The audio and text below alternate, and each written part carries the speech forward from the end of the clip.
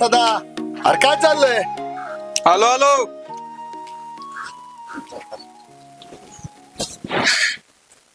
बसा. बोला काय म्हणता नाना? अरे सदा ते काल तुझं कांद्याचं सांगणार होता ना तू, ते अपूर्णच राहिलं. अरे हा सांग बाबा. नाना, आता मी तुम्हाला अगोदर सांगितल्याप्रमाणे आपल्या कांद्याचे जे अर्थशास्त्र आहे त्याच्यामध्ये संख्या, वजन, दर्जा आणि सगळ्यात महत्वाचं म्हणजे टिकाऊपणा हे 4 महत्वाचे स्तंभ आहे. आता त्याच्यासाठी आपल्याला चांगलं बियाणं शोधावं लागतं. त्याच्यानंतर आपल्याला चांगलं नर्सरीचं व्यवस्थापन करावं लागतं. आता ते जाऊ द्या.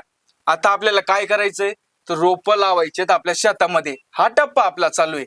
पण या टप्प्यामध्ये शेतकरी काय करता, गायगाईनं खूपच चुका करता. या सगळ्यांमुळे महत्वाचं म्हणजे काय करतं माहितीये का, कांद्याचं संख्या नियोजन हुकतं आणि सगळ्यात महत्वाचं मुद्दलात घट होते. त्यामुळेच आपण नर्सरीमध्ये एवढी मेहनत घेतली. लागवडी योग्य जे रोप आहे त्यामुळे ते कणखर आणि निरोगी तयार झाले. आणि ते रोप जर आपण त्याची लागवड केली तर त्याची मरतूक होत नाही. म्हणजे ना रहेगा बास ना बजेगी बासरी, यालाच म्हणता मुळावर घाव घालणं. रपारप.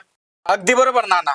आणि हा, या नर्सरीच्या अवस्थेत रोपांचा जर काटकपणा आपल्याला वाढवायचा असेल तर सॅलिसिलिक ऍसिड 0.25 ग्रॅम प्रति लिटर वापरायचं आणि याची फवारणी 35 ते 45 दिवसाच्या अवस्थेतच करायची. आणि याला काही वेगळी करायची गरज नाहीये. जेव्हा आपण जैविक आपले खत देतो किंवा आपले विद्रव खत देतो त्याच्यासोबत हे केलेलं चालतं. आणि दुसरं महत्वाचं म्हणजे 7 ते 8 दिवस पूर्वी जेव्हा आपण हे रोप आपण उपटतो त्याच्यापूर्वी थोडासा हलकासा ताण द्यायचा, तो म्हणजे पाण्याचा. आणि हे पण हलका ताण द्यावा लागतो म्हणजे रोपांना काहीच प्रॉब्लेम येत नाही, त्यांच्या मुलांना पण काही त्रास होत नाही. जर आपण जे नर्सरीतले रोप उपटले आणि ते जर शेतात लावले त्या रोपाला थोडा ताण सहन करावा लागतो. आणि तो ताण सहन करण्यासाठी आपण त्या रोपावर प्रक्रिया केली तर त्याची मरतूक थांबू शकते. त्यासाठी रोप थंड वातावरणामध्ये उपटावे. म्हणजे आपल्या जर उद्या लागवड करायची असली ते रोप आदल्या दिवशी उपटावे किंवा ज्या दिवशी लागवड करायची त्या दिवशी सकाळी लवकर उपटले तरी चालते. आपण नर्सरीतून रोप उपटले आणि त्या रोपाच्या मुळाला जर माती लागली असली तर स्वच्छ पाण्याने ती धुवून घ्यायची. नंतर धारदार हाताने त्याचे शेंडे कापून ठेवायचे. मग काय करायचं, जुडीच्या स्वरूपात किंवा कॅरेटमध्ये ते त्या प्रक्रियेसाठी ते ठेवायचे. प्रक्रिया म्हणजे रोपांचे लसीकरणच म्हणा ना.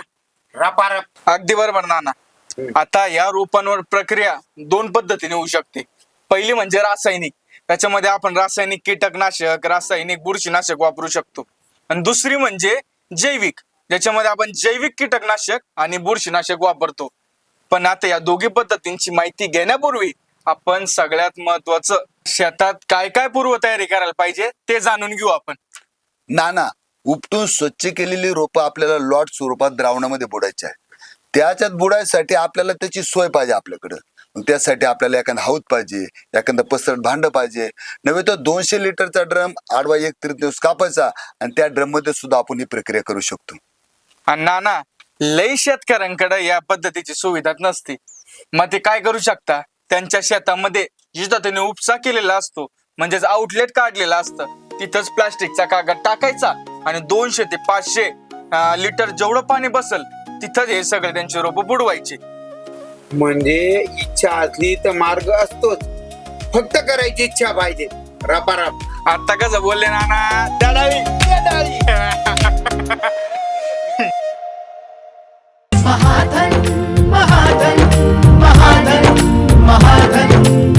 महाधन